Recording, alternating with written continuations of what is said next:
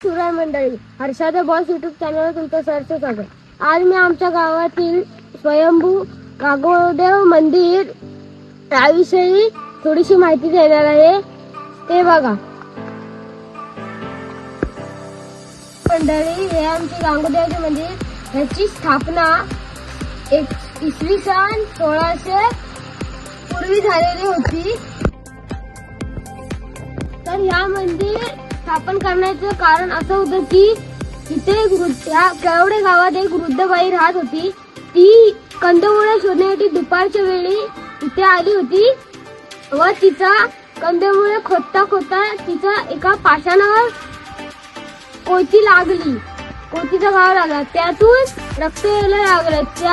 ही गोष्ट अख्ख्या गावात पसरली, त्यामुळे गाववाल्यांनी तिचा शोध घेण्यास प्रयत्न केला। त्यानंतर इथे गागोदेव प्रसन्न झाले होते।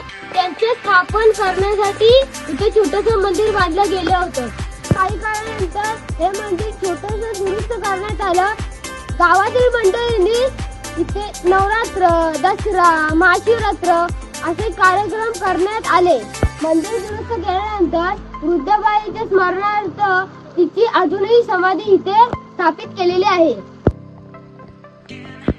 तर मी तुम्हाला स्थापित झालेल्या आमच्या मंदिराची माहिती दिली। ती तुम्हाला आवडली असेल तर लाईक करा, सबस्क्राईब करा, कमेंट करा।